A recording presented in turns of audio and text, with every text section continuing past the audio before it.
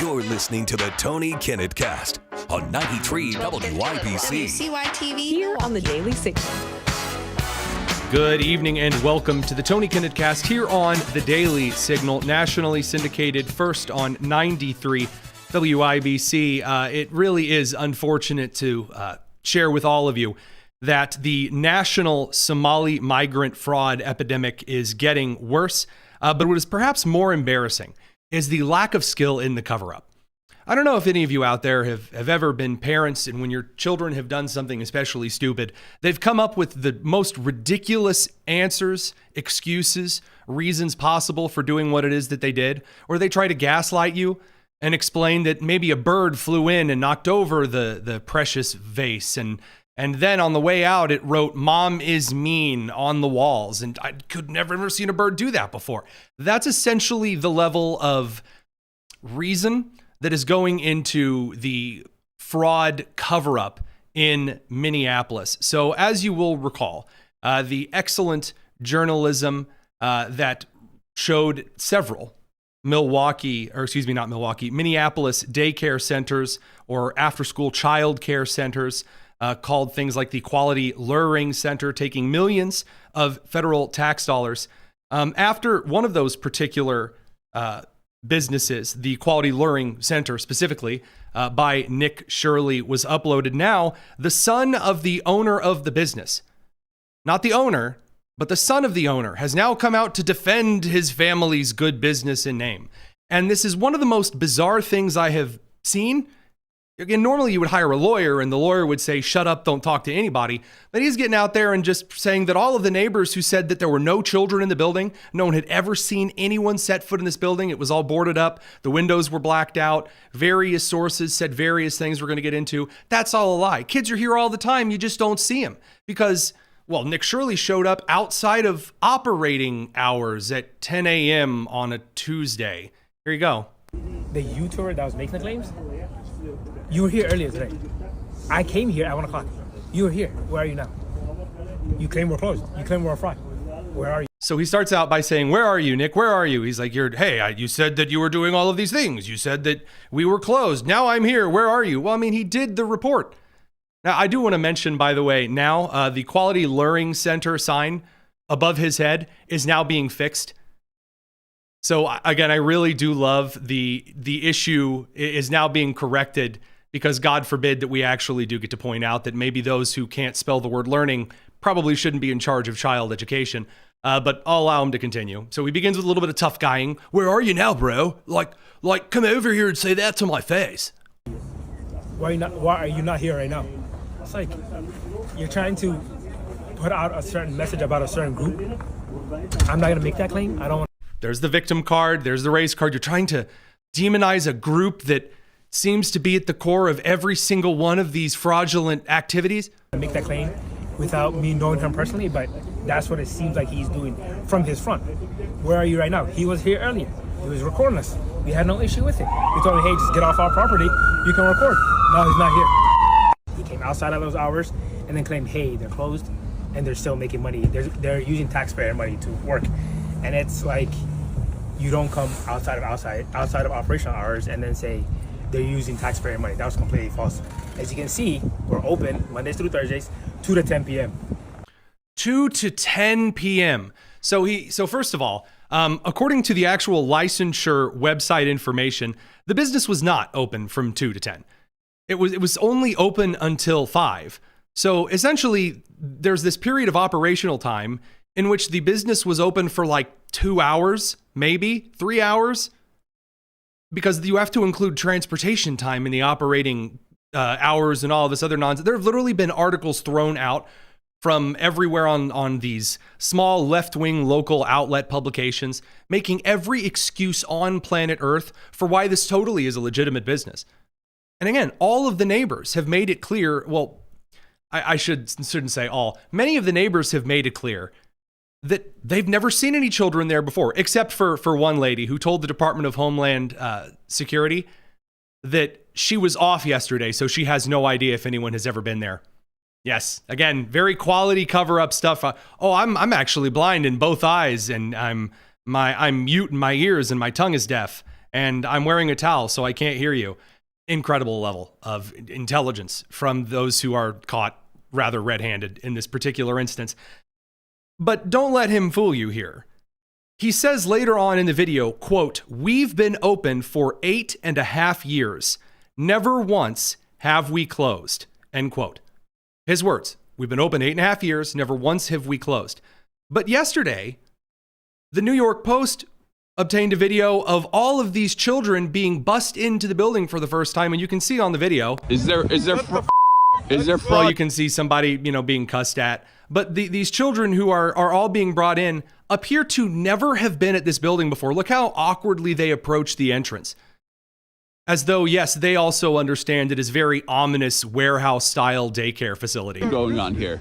Ignore the awkward dude yelling at the guy recording and screaming obscenities. No, it's a video. I just want to know. What's your response? Huh? Kid doesn't even know whether it's a push or pull. What's your response to the allegations? Is there fraud going on here? And so all of these kids magically showed up yesterday. Again, all that community support. Again, very few, if any, that we've seen so far actually coming forward and saying, hey, I suspect fraudulent activity. Very quick to dive in and say, well, actually, when you think about it, we need to get everyone in right here, right now. There's a little bit more of an issue, however, than just this, clip. According to Minnesota Department of Children Commissioner Tiki Brown, she claimed that the Quality Luring Center closed down early last week.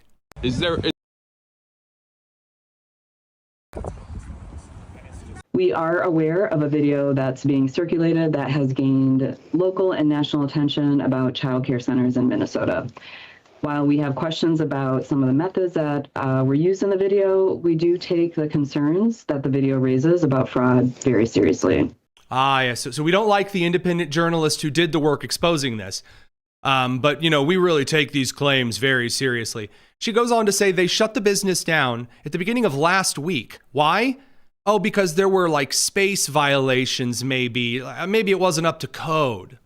Each of the facilities mentioned in the video has been visited at least once in the last 6 months as part of our typical licensing process. She doesn't mention that the Quality Luring Center had over 80 violations and was supposedly open or closed last July, or actually closed last week, or is totally open. And in fact, our staff are out in the community today to visit each of these sites again so that we can look into the concerns that were raised in the video. Again, incredible stuff here. They're backtracking as hard as they can. So somebody's lying here in case you haven't put 2 and 2 together yet. I know that you have put 2 and 2 together, but just in case anyone from, the Minneapolis City Council is watching and you're not used to putting 2 and 2 together, someone's lying here. You can't simultaneously have been open for 8.5 years and then have all of the state records show that you've been open and closed more times than a fireworks store along the side of the road in the Midwest. You don't get to pull that card. You don't get to magically turn into Cinderella's Spirit Halloween into the magnificent, beautiful child luring center of education and wonderment. That doesn't fly here. And again, all of the neighbors have pointed out that either they were blind, deaf, dumb, and probably laying crippled by the pool of Siloam, and therefore could see nothing at all, had no idea what was going on, or neighbors that are like, yeah, I've never seen any kids here ever. In fact, honestly, we may not even have real children. These might all just be Somali midgets. I have no idea. We're gonna get an angry email saying, I really don't like how you use the word midgets. It's very, very unkind. Oh well, what are you gonna do? By the way, just in case you're aware, there's now additional scorn being thrown at this incredible kind of spur of the moment busing in of Somali migrant children. But the thing is, it may not entirely be original. In fact, it has been done before. Radio crew, we're going to send you guys over to the commercial break so I don't get an FCC fine. And live stream crew, we're going to take a look at how the Somali migrant community's been on footage a lot, faking dropping their kids off at daycares. It's the Tony Kinnett Cast here on the Daily Signal. Now, check this out. This is Fox 9. This is security camera footage from 2015 in which Somali parents are seen taking their kids to daycare. who then checked the children into daycare and then take the kids away with them moments later. They're going to explain why here in the video. Order for the scheme to work, the daycare centers need to sign up low-income families that qualify for child care assistance funding.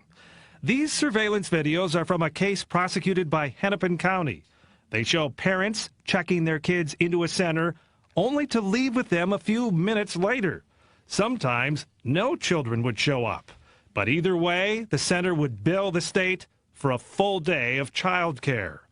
This video from that same case shows a man handing out envelopes of what are believed to be kickback payments to parents who are in on the fraud. Man, how about that? That's back in 2015. Remember all of those nonsensical arguments that you heard right after we discovered the last case, or excuse me, the before the last case of Somali migrant fraud? And in case you're having trouble keeping track of which is before the last one, before we had the restaurant fraud, I'm saying back when we had the initial Medicare, Medicaid fraud report back in November of the Somali migrant community, massive fraud scale activities. You had outlets like the Minnesota Star Tribune saying things like, well, Donald Trump claims, he claims that, you know, these Minnesotan people, they lost billions to fraud. The evidence to date isn't even close. It says the fraud allegations have been used as a justification for federal immigration enforcement against Minnesota's Somali population. The way that Emmy Martin and Jeffrey Medroit paint this in the article, it's as though this is the very first time anyone's ever been accused of the Somali migrant community of anything.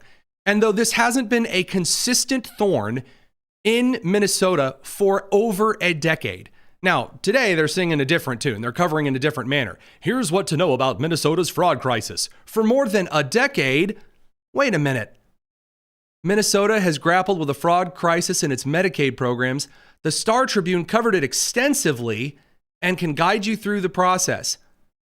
Well, that's interesting. We went really quickly from, oh, there was no problem at all, and actually this is, the first time everyone's ever been accused of it. Actually has nothing to do with Somali migrants. The fraud just, poofed magically into thin air.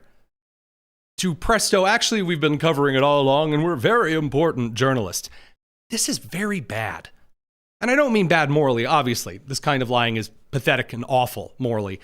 But this kind of dishonesty is embarrassing. It is the child with their hand caught in the cookie jar. And this brings us over to dear Governor Tim Walz. He also put out a brand new tweet today announcing that we're taking fraud seriously. He posts his own commentary op-ed in the Minnesota Star Tribune and posts screenshots of it. And then he does what he always does after a major fraud ring from Somali migrants that he actively ignored or suppressed for years. Once it's exposed to the public and people are mad about it, he says, my message remains clear. If you threaten everything that makes our state a great place to live by committing fraud in Minnesota, you will be caught and prosecuted to the fullest extent of the law.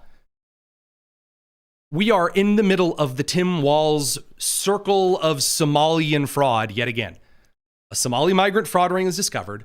Records show Tim Walz ignored the fraud for years. And then Tim Walz responds, hey, don't you commit fraud or be racist now, you hear? And then he ends up giving more money to the Somali migrant community. We'll be back in a second. Don't go anywhere. We got to get the radio crew and then cover Ohio because it's even worse. It's the Tony Kinnett Cast here on the Daily Signal.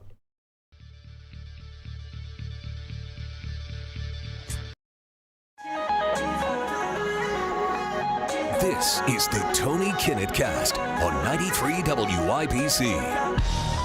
Welcome back to the Tony Kinnett Cast here on the Daily Signal, nationally syndicated first on 93 WIBC.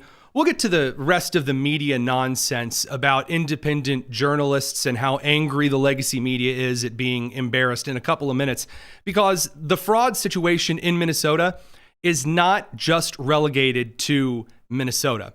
And while the Department of Health and Human Services has now reported as of a couple of minutes before the show, quote, we have frozen all child care payments to the state of Minnesota, well, they might have to start ratcheting that up to a couple of other states, including Washington State, which we're going to get to with Cam Higbee in a couple of minutes, and Ohio. And to discuss that, we have on our very own Rebecca Downs from the Daily Signal. She's our Ohio correspondent. Rebecca, can you hear me out there? I believe you're right outside Columbus. Yes, I'm right outside Columbus, about 15 minutes away, so right there. So people have been looking through a lot of these migrant daycare facilities, and they've found all kinds of things. They have found vape shops, homes where there are supposed to be migrant daycare, child care centers. Give us kind of an outline. What are people finding, and what are some of the discrepancies? Because it's looking pretty rough. Sure. So there has been a video circulating on X of someone going to the 161 Child Care LLC, I believe it's supposed to be called. I had quite the time finding both that center and the address on Google. I recognized the street address, like that specific street, right away. And when I went on Google or Google Maps or Yelp, it brought up a few different things. So it seems to be that it's could be in a shopping center, which, does happen with daycare centers. I'm Right. familiar with those daycare centers, but it was what we saw at Minnesota. I am curious to know when the video was filmed, because of course we want to make sure it wasn't filmed on a Saturday or Christmas Day, when it would be normal for there to be no children there. But assuming it was filmed during business hours, it was very suspicious that there was no children present. There was one employee dressed in, traditional Muslim garb. Let's actually play that video for those over on the air. I wanted to get some of the updates as quickly as we could. Here is the video of the individuals approaching one of the daycare centers, supposedly, in Columbus, Ohio today. Check it out. Yeah. Today I'm showing you 161 Child Care in Columbus, Ohio. And as you can see, it does not look like a child care center at all. It is locked, says it's open. There's a little desk right there. Now, to be fair here at the beginning, this one does look like a daycare center. So when you look at on the inside, you actually do see some nice posters up, kind of like a check-in counter sort of a thing. Yeah. I know that one commentator friend of mine from Education Days pointed out that all of the posters are of the same brand and look brand new and like just slapped up. And if you know anything about posters and things in daycare facilities, wall art does not last very long. Exactly. But and the phone number. Tell me about the phone number. Yeah, you called this place, I believe, right? Yeah, I did. I called a few minutes before 6. Saying, let me just give them a chance, see if they pick up. This is the number that's listed on the official Ohio website where you look for childcare. I myself have used that website, and nobody picked up, and it went to a traditional voicemail. This person is not available. Please leave a message. And I thought, okay, maybe I called, wanting to give them the benefit of the doubt. Maybe I called. They were about to close. I went online and I checked on the official Ohio website, and they are open 6 a.m. to 9 p.m. I don't know daycare centers that are open 6 a.m. to 9 p.m. Wow. Usually you have to go to a place like right next to the horse tracks to get to get a daycare center like that. My gosh. Now, there are a couple of things here that I do want to point out just for the sake of being exceptionally fair. Aside from, I'm not joking, one of the facilities appearing to be behind barbed wire, which is freaking wild. This 161 Child Care LLC organization is apparently in the first year of its licensure. I will note also on the door it says all sales final. So I hope this is they haven't been able to get the sticker off of the business yet kind of thing, because otherwise an all sales final sticker is a little, once you sell your kids, no backsies. Yeah, that's provisional in quite a few ways. I'm just, there's so much that's sketchy about this and the licensing data here. Beside the fact that, of course, the lady, they show up. How do you enroll your children here? You can't do that? Yeah. So she's wagging her finger at him. Yeah, this is the real question I wanted to ask you here. There's a common thread in all of the independent journalists who have been approaching these facilities in Washington State, in Ohio, in Minnesota, in Wisconsin, in Michigan. So far, the one question everyone's been asking is, how do I enroll my child at this daycare center?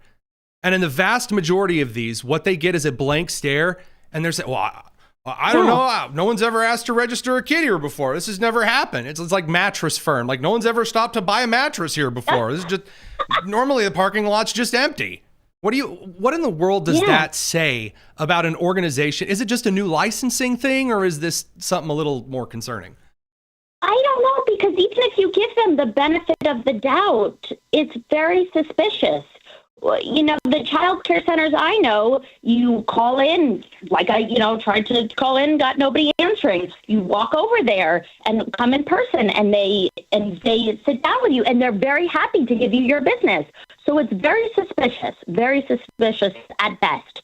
So I want to ask you, and obviously, ahead. It's not just you who is who's a little suspicious on the Ohio front.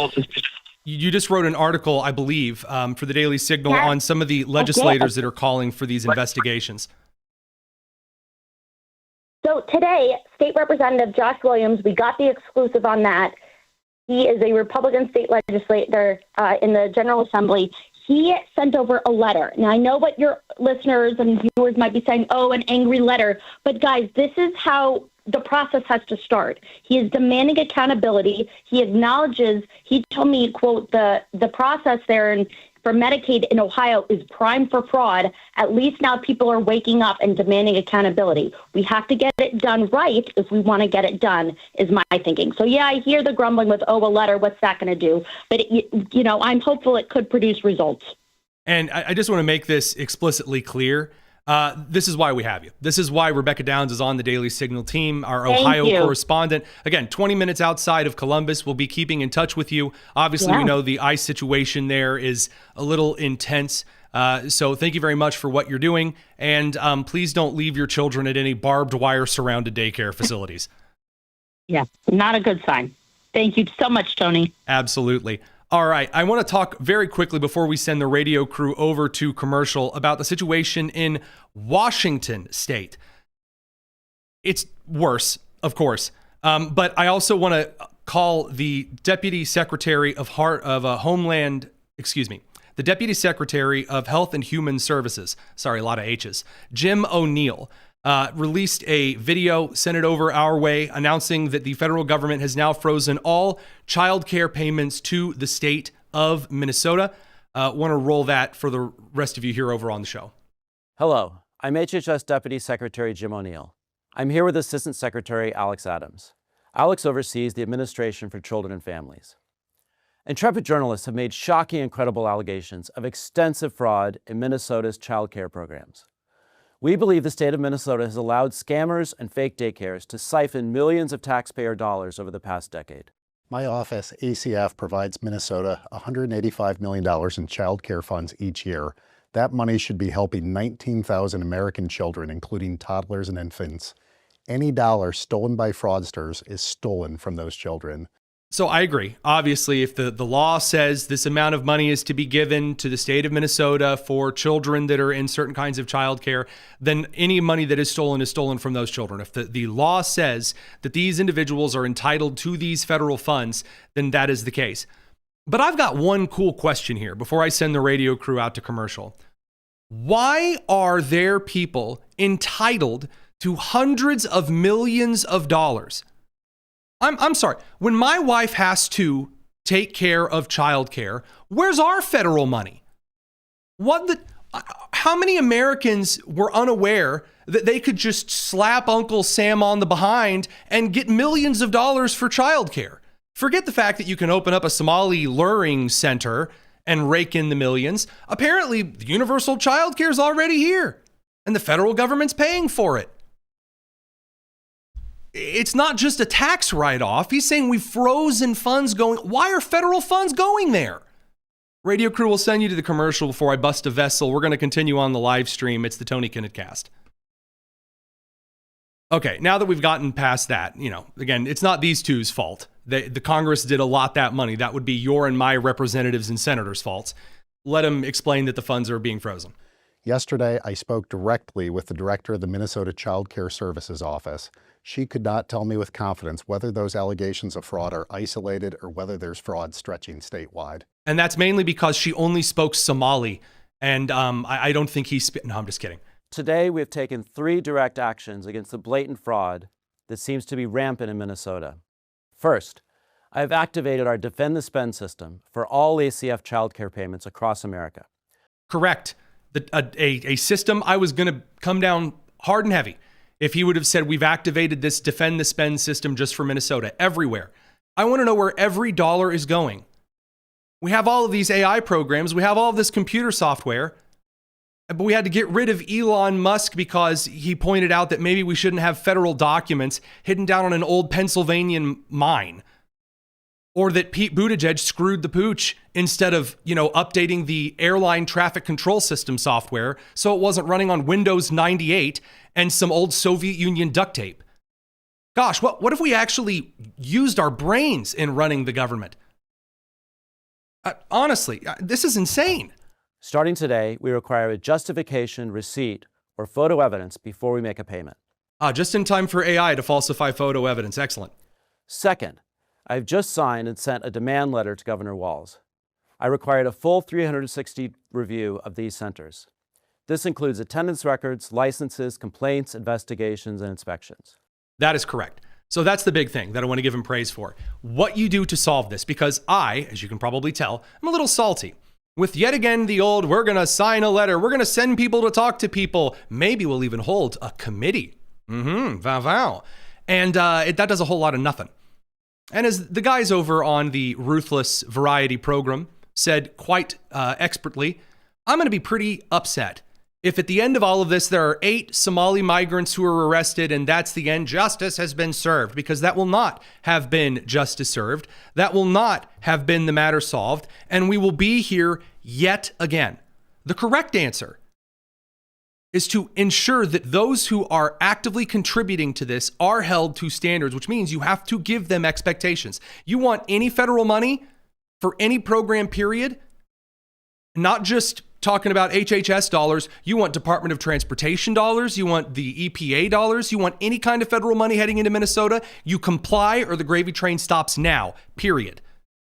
And then force this to go to the Supreme Court, because that's apparently the only way we can get things done. That's what you need to do. Say, okay, you either give me everything I want now, today, immediately, all documents forfeited to the federal government, the vans are outside, or all federal dollars stop, and we start putting up checkpoints at the border between Minnesota and other states. Those are the rules. And if they say no, and some federal judge who looks like Rachel Maddow swoops in and says, well, actually, you can't do that, then you appeal it to the Supreme Court. And then you make it work. I mean, you have to actually get out there and go and do at this point. We've done a year of the abiding by little federal judges here, there, and everywhere, and playing nice and rewording appeal processes. Do the job. And for those on the left who are currently tutting this and saying some extremely gross things, we're going to talk about that in a couple of minutes. With all of the children that are being deprived of, again, dollars that are meant for them because of these fraudulent activities, you would think the left would also be, great society, social utopia, up in arms about it. But absolutely not. And we do have to go over to some breaking news out of Iran. We're going to come back to the Washington State side of this. Don't go anywhere. It's the Tony Kinnett Cast here on the Daily Signal.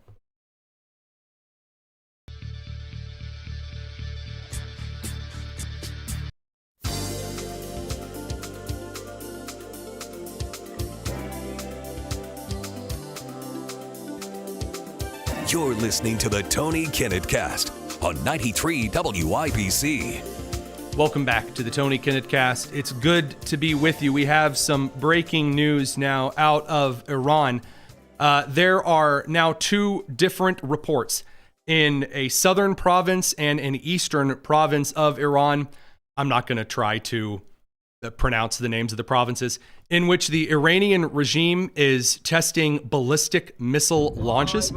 Here's, for those who are watching on the live stream or on our TV syndication partners, you can see the ballistic missile fired into the sky.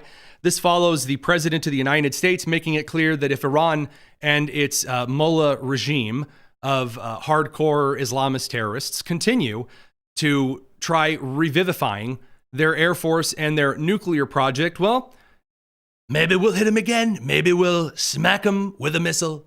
Here's Trump. And speaking of Iran, I hope they're not trying to build up again, because if they are, we're going to have no choice but very quickly to eradicate that buildup. So I hope Iran is not trying to build up, as I've been reading that they're building up weapons and other things. And if they are, they're not using the sites that we obliterated, but they're using possibly different sites. We know exactly where they're going. I've noticed Iranian luring center. Doesn't look like a lot of luring going on to me. Maybe the U.S. Air Force needs to drop on by for a little daycare. What they're doing, and I hope they're not doing it, because we don't want to waste the fuel on a B-2. It's a 37-hour trip both ways. I don't want to waste a lot of fuel. I mean, I would be perfectly fine with the United States just slapping a B-2 local.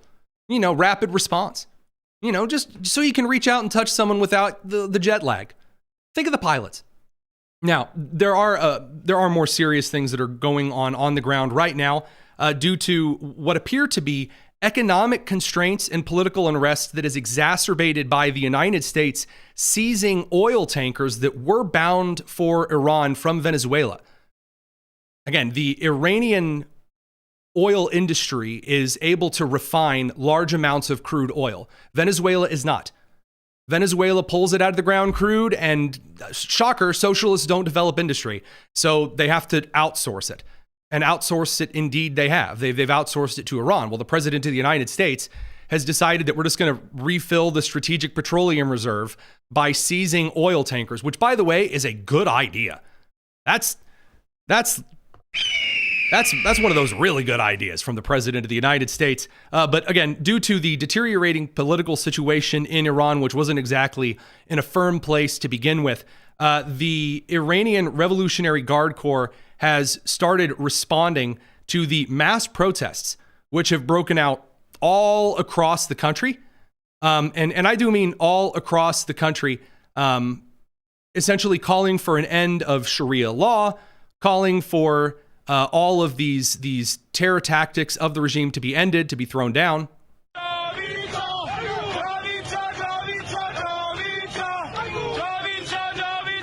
The Iranian Revolutionary Guard Corps, the muscle of the Iranian terror regime, has declared a state of emergency and have begun shooting protesters. This is from yesterday. And then more today.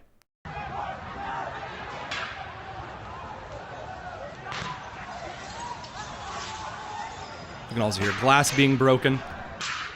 Now, there are reports of some individuals taking, quote, full control of the streets in the city of Fulashar, which is in the Isfahan province. Now, one of the things you'll notice in this clip, none of the individuals who are, quote unquote, taking control of this square seem to have any kind of firearms except maybe a sidearm wedged in the waistband or the back pocket. Usually it's rather useful to have weapons. I mean, you can rip them from the hands of the Iranian Revolutionary Guard Corps. It's just a lot bloodier of a process. So right now there is major unrest. The heir to the kingdom of Persia is calling openly for revolt, calling for the political and security forces to stand down and side with the people. Things are a little spicy over in Iran. That's not even the craziest thing happening in the Middle East right now, believe it or not. Saudi Arabia launched a series of strikes that included the United Arab Emirates smuggling arms to militias in Yemen. So the Saudi Arabian Air Force struck 2 targets at the Mukalla port. They struck both United Arab Emirates vessels and trucks. The Saudi Arabian government announced that these strikes were due to the amount of arms, munitions, logistical supplies that were being smuggled to Yemen, Sudan, Somalia. Oh, hey, Somalia, and Libya. So the Saudis released a statement today. According to the Ministry of Foreign Affairs, regarding the sincere efforts exerted by the kingdom in cooperation with the sisterly United Arab Emirates to end and address the escalatory steps taken by the Southern Transitional Council in Hadramaut and the Marah governorates. The Saudi Arabian Foreign Ministry said, I'm going to tell you a secret. Get out of Yemen, UAE, and the arms that you're smuggling to Islamic terror regimes around the region in the world, or we'll do it for you. And so, 5 hours after the statement, the United Arab Emirates announced, we are pulling out of Yemen of our own accord. Nothing like a little Soviet Union triumphal retreat. We're pulling out because we want to. Mission George Bush on the aircraft carrier, mission accomplished. Excellent stuff. So things are a little bit spicy over in the Middle East, but they are not in dire straits. And the reason they're not in dire straits is because the President of the United States made it clear the United States is not going to tolerate radical Islamic activity doing whatever it wants in broad open daylight. You're not going to slaughter innocent Christians and Muslims in Nigeria. You're not going to slaughter women and children in Iran. You're not going to build nukes in Iran. You're not going to do it from the Hezbollah side of things or the Hamas side of things. You're not going to do this from the Yemeni Houthis and Al-Shabaab in Somalia. We're not playing around with it. That is a peace through strength measure that works in foreign policy. It absolutely needs to become the standard in domestic policy. The way that the United States Department of Justice functions right now needs to be in the manner that Tom Homan runs ICE. It is absolutely that bad.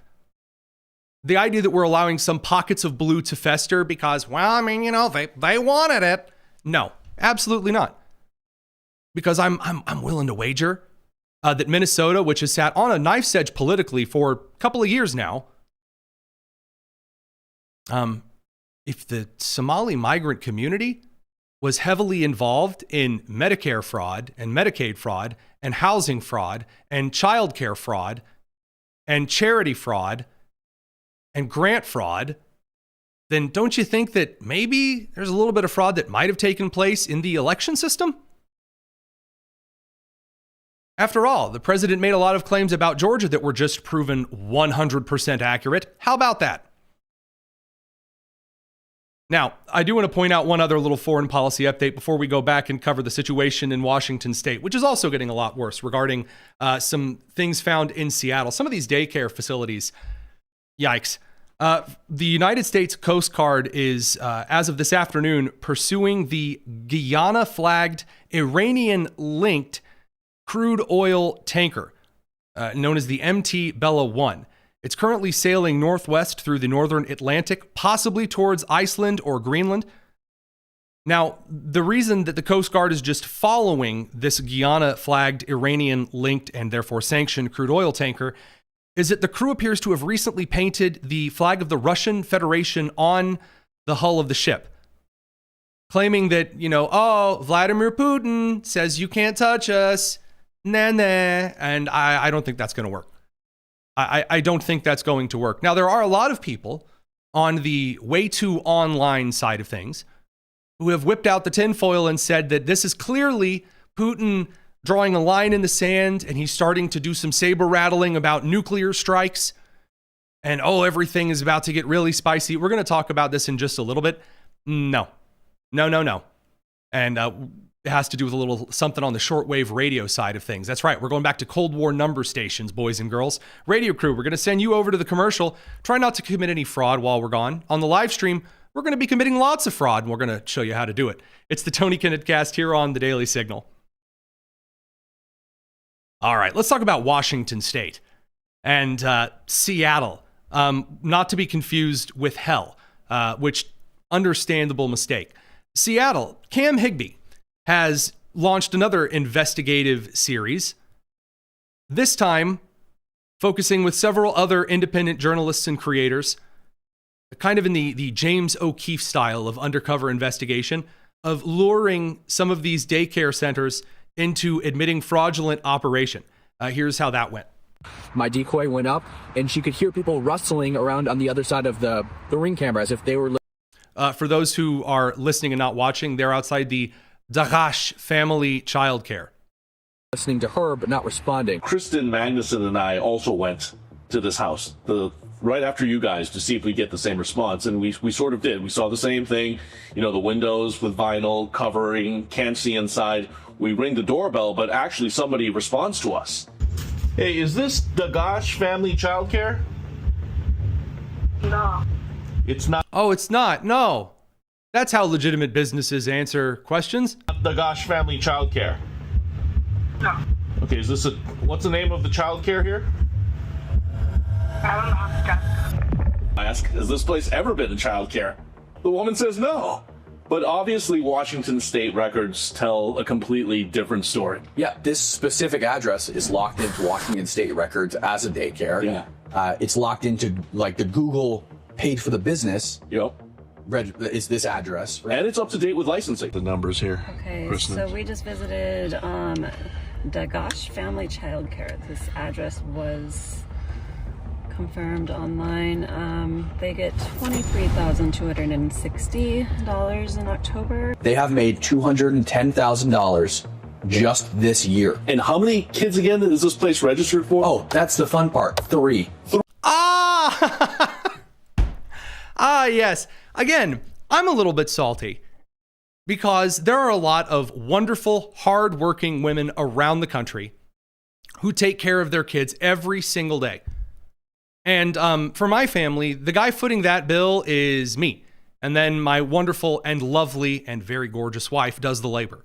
So allow me to ask you very, very neatly and simply here, if for 3 registered children licensed for Dagash Family Childcare, when is Kinnett Childcare opening up? I mean, I'm just saying, if we're going to go ahead and get out some of the federal moolah here, then shouldn't we all get to share a little part of this? I mean, if you can't beat them, join them. I got a cardboard box. I'll write Somali Daycare Center. I'll spell it wrong too. It'll be great. The best thing that Americans are doing right now is looking through a lot of these records for themselves. They're not waiting for the influencers. They're not waiting for even some of the independent journalists. Instead, what we have are people who are sharing, hey, here's where you can look up businesses. Here's where you can look up the public record of licensing. And the left is losing their mind over it. They're freaking out. They're angry. Because when you look through some of these pieces of data, these databases, for the first time that many Americans have looked through these particular databases, you start to discover a lot of fraud that hasn't been hidden very well because it hasn't had to be. Didn't need to be hidden because people weren't looking. Now people are looking and they're discovering lots of it. The same kind that you were told wasn't there at all. And this is going to come into how some in the media are really starting to respond to this in Washington, in Ohio, in Minnesota, in Michigan. And it all comes down to the senior legal affairs reporter at Politico. Don't miss it. It's the Tony Kinnett Cast here on The Daily Signal.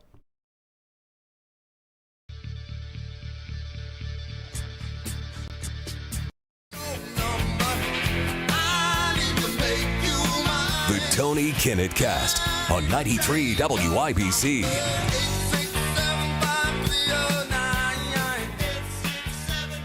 Now, I can't vouch for you dialing 867-5309 near you and what will answer the phone, but it is interesting to note that you call a lot of these supposed daycare facilities during normal business hours, and you either get the number you have dialed is not available, or an awkward, like half voicemail tone by someone who doesn't want anything to be listed, doesn't want you to leave a message.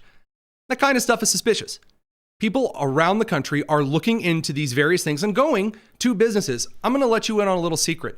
If you own a business and you have a license to operate said business, it must have what is called road frontage. If a piece of property is going to be zoned commercially in order to operate a business on site, unless it is an online exclusive entity, and then the legislation and the regulations are very different depending on the state that you're in. Thanks, Joe Biden, believe it or not, with his credit card changing of how they do business in Delaware, which is another story for another time. The situation regarding business frontage in the United States If you have a business, you need to be accessible. Someone needs to be able to show up to your door to inquire about the business, whether they're local, city, state officials, whether they're those who are customers entertaining sales at the business. Necessary frontage is a very core part of especially things like childcare facilities. And by the way, there's no law or regulation anywhere that says you can't go up to a childcare facility.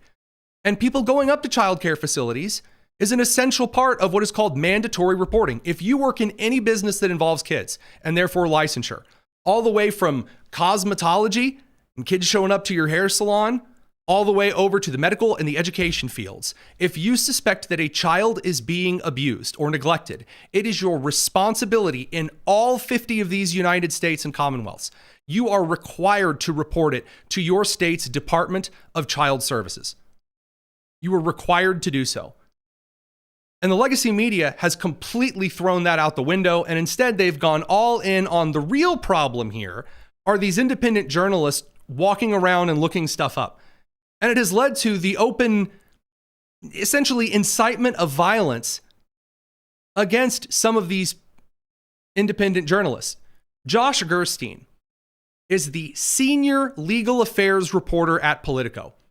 This is the man at Politico who is supposed to know more about legal affairs than anyone else. He sent out this tweet this morning. At some point, the amateur effort to knock on the doors of home daycares intersects with robust stand your ground laws. Sent this out at yesterday evening. In case you're missing what it is that he's suggesting there, he says that the independent journalism of showing up and knocking on child care center doors, which, by the way, you're supposed to have like lobbies to these buildings so that people who haven't registered their kids there yet can maybe come in and talk to individuals, that people showing up and asking questions might get shot because of stand your ground or castle laws. First of all, no, because Minnesota doesn't have a stand your ground law in the first place, so he's just wrong and stupid. But also, he has no idea what stand your ground laws actually are. Stand your ground laws simply remove your requirement to retreat if there's an active threat in front of you. You can stand your ground when you are being threatened. Guys, knocking on a door, that's not threatening somebody. You can't blast people off of your porch during normal business hours who show up to a business. None of these people showed up at 2 a.m. and tried to break and enter into these places. And if they do, then they deserve to be shot. If you break and enter into a business or an organization, especially at night, in a manner that looks very suspicious and rather criminal activity-ly, then yeah, you definitely deserve whatever the kitchen sink is that's thrown at you from a 12-gauge barrel. But in this case, no, that's not a knocking on the door of a business, especially during business hours. No, I'm afraid not. Now, he does try to clarify. He tries to walk back and says, to observe that something is likely to happen or there's a serious risk of it happening is not advocating for it happening, guys. Because people immediately jumped down his throat and said, wow, it sounds like you're inciting violence openly. And to be very clear, yeah, it does look like that. When you were bringing up some random point, this is the classic Mark Kelly, senator from Arizona thing.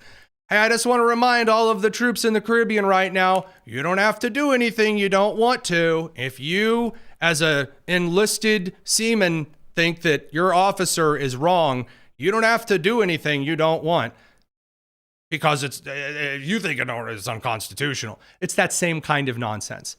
It's that same undermining that eventually leads to law enforcement or officials or journalists being shot. Why? Well, I saw it in a tweet. After all, I mean, it's not like we have footage of individuals following around law enforcement and blatantly obstructing justice. Why? Well, because they're really, really angry and they were told that the federal agents are Gestapo or something like that.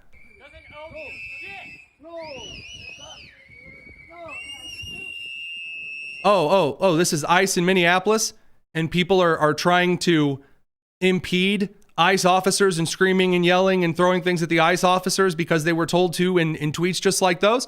Wow. What a surprise. What a genuine shocker.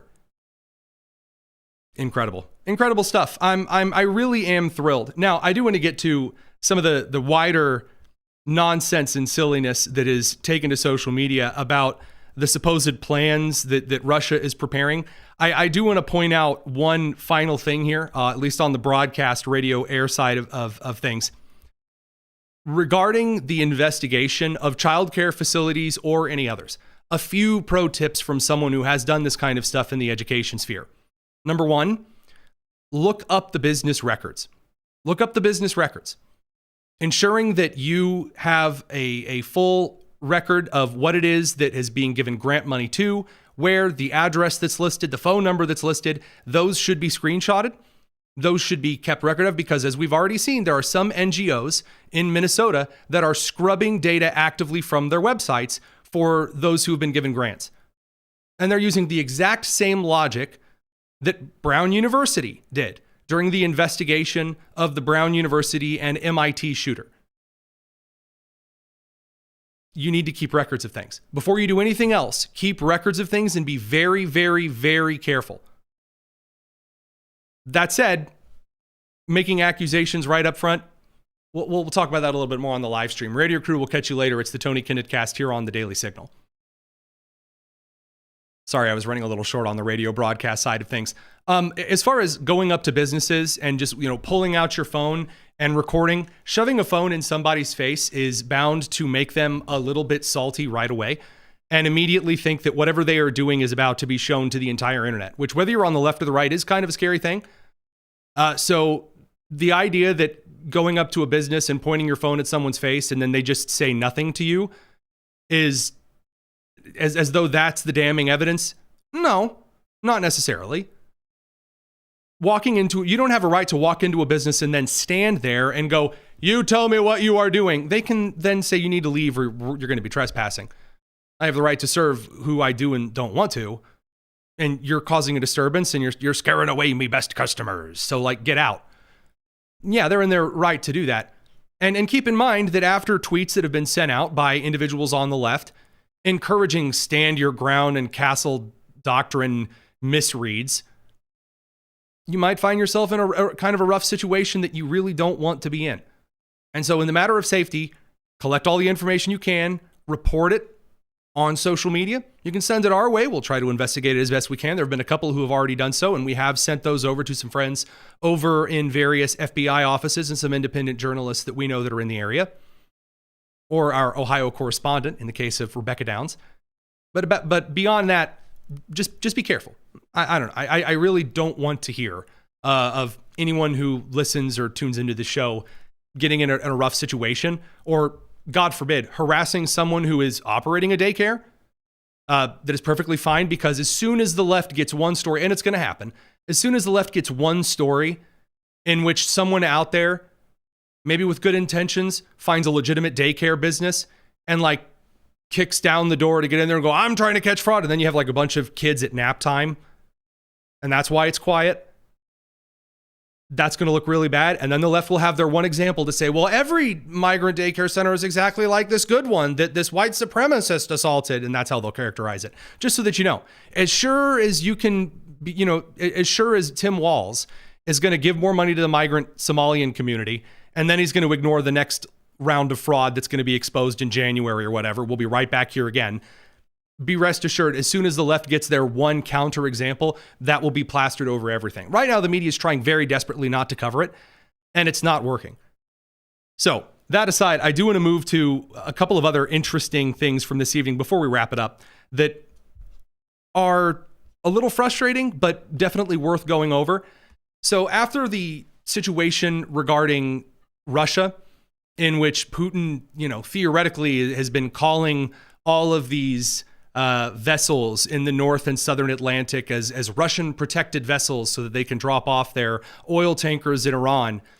And when the United States continued sending the Coast Guard after them, then he started saber rattling about possible nuclear situations. Then in the Russo-Ukrainian war, there's apparently some kind of attempted assassination plot or a potential coup plan that is kind of in the motion. And what spooked a lot of people online, way too many, is that a Russian shortwave radio station that broadcast out of St. Petersburg. It's a UVB 76. It's known colloquially among shortwave fans as the buzzer. Those who really enjoy number stations, of which I am one. They're claiming that there's a lot of chaos in Russia right now because Swan Lake, Tchaikovsky's Swan Lake, is playing on UVB 76, the buzzer.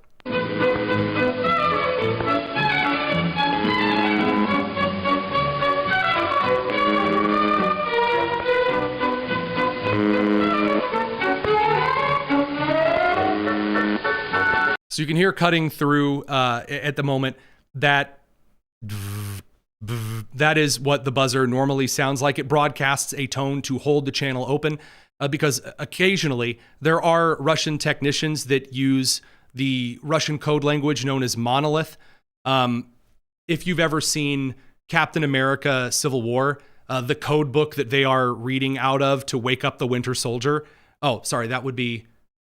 No, that the Winter Soldier waking up via the Russian code book, that is in Civil War. That code language, that's supposed to be a mockery of monolith, where he says in Russian, like, freight car, Anna, 6, homecoming, and that like wakes up something. Monolith is just a Russian coded language so that they can communicate openly over the air using one-time pads, which is a way to bypass encryption software. All of that said, the argument that's being made is that because there's a possible attempted coup attempt, some kind of a coup or assassination attempt, that this doomsday radio station, it's not a doomsday radio station. The buzzer does not work with Russia's intercontinental ballistic missile or rocketry department. That's not what that's for. But because it's broadcasting Swan Lake, this must be another coup. The reason they're saying this is that in 1991, the last time we saw Swan Lake broadcasted over Russian airwaves was during the attempted coup of Mikhail Gorbachev, in which the Soviet Council got together and announced that, Gorby had a bad case of flu, and that he wasn't going to be coming back. And they were, the tanks rolling down the streets in Moscow. During political unrest in Soviet Russia, they always played Tchaikovsky's Swan Lake. So they did the same back when... Which Soviet premier was it? One of the Soviet premier, I think Khrushchev, when Khrushchev passed away and they didn't quite know who was going to be the next Soviet premier, they played Swan Lake over TV in Soviet Russia. Here's what that looked like back in the day, by the way.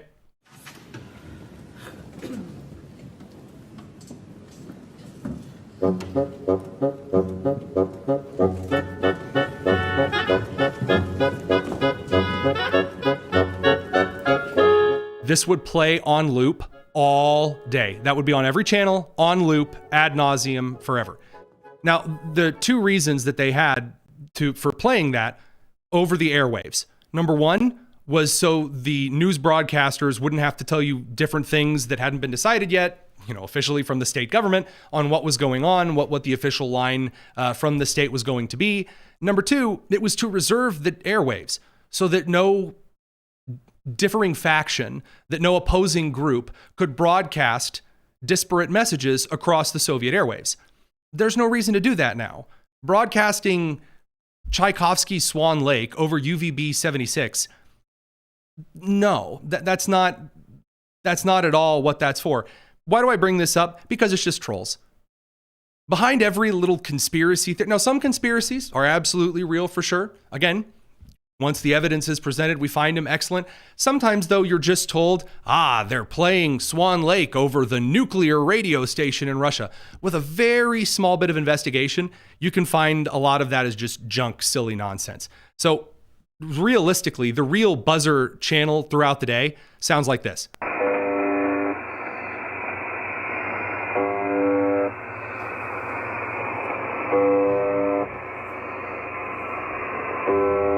And to the comment that says, it sounds creepy, you're absolutely right. Number station stuff sounds creepy. When I was a middle school science teacher, this was my favorite unit to teach. When teaching the electromagnetic spectrum, I made sure it was right around Halloween. And then I would play the creepiest Soviet era number station stuff, like the East German station used by the Stasi. And it's really fun, creepy stuff. And I still mess around with number stations. Some of it I can't really talk about on the air. But the Soviet UVB-76, pirates mess with Russia. That's the real secret. That's all the Tchaikovsky Swan Lake was. Here they are in 2022 on the spectrogram, the visual representation of the radio frequencies, putting up the troll face. Normally, it looks like just a standard buzzer ticker tape line just to reserve the channel and keep it open. So no, I'm going to let you in on a very neat secret about Russia. They're not interested in launching nukes everywhere. They're not. They're not. Half the nuclear arsenal is likely not even functional anymore. And of that it is, the United States has made it explicitly clear that the Russian leadership would very much be dead before the very first missile made it out of the lower atmosphere.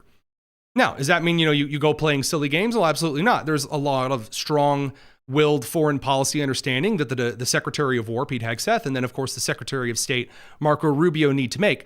But the idea that we're on the cusp of nuclear war, and that's why we have to treat Vladimir Putin with kid gloves, because he's going to nuke everyone at a moment's notice.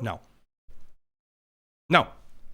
Stop that. That's how some old 60s left-wing hippie would tell you have to view the world, which is let everyone walk all over you, because if you don't, they're going to nuke you all to hell and gone.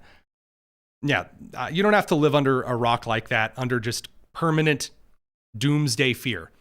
Instead, make fun of those who are trying to cover up the Somali migrant fraud with me. It's really funny, because they're bending themselves into weird pretzel knots trying to find their way out of this, and it just ain't going to work. I do want to thank a couple of our new channel members, Barbara Rochelot, John Welch, Fatherfish, who have joined the YouTube channel. What that does, by the way, that allows you some access to some special videos a little bit earlier than when we share them with the rest of the channel. And then, of course, you get access to some kind of Tony Kinnett cast emojis and things that we have. It really is not something we advertise, because it's just a way people express kindness through donation. That's really it. The same with super chats. So we really do appreciate those who have done so. For example, Lenan Emiro, a $5 super chat this evening. Happy New Year. Happy New Year to you. Kevin Clark, a $5 super chat. Again, really, really kind of you guys to do that. We don't ask you to do that, but it is really appreciated. So those things aside, I do want to cover one last little bit before we shuffle off to that wonderful wide evening. Excuse me. So right now, the entire country is focused on this Somali migrant fraud disaster everywhere. You wonder how we get into these kinds of places? It is the entire diversity, equity, and inclusion complex that said, in order to be equitable and inclusive and super duper kind and wonderful, what you really needed to do was a bunch of performative stuff. There's a lot of weird videos of like the mayor of some Canadian city showing up to events in burqas, and American individuals as well giving themselves Native American fake name from the Ojibwe language, which no one speaks. Here you have Jacob Frey, the mayor of Minneapolis, giving one of the most inspiring addresses that I've ever heard. In fact, so inspiring, I couldn't end the show tonight without sharing it with you. So, well, I think this speaks for itself. Jacob Frey, Minneapolis. Damaan, Sha'abka Somaliyed, Kayimid, Mogadishu, Garowe, Hargeisa, Bosaso, Bedabo, Kismayo, Wahan Rabah, in An Idin Shego. Minneapolis, Wa Magaladina, Wahad Kamid Tihin, Laf Dabarka. Magaladan Ka Digesa, Boshado, Isku, Duban. Miska Muska, Mickey Mouse, and all God's people said, hey, Macarena. Inspiring things.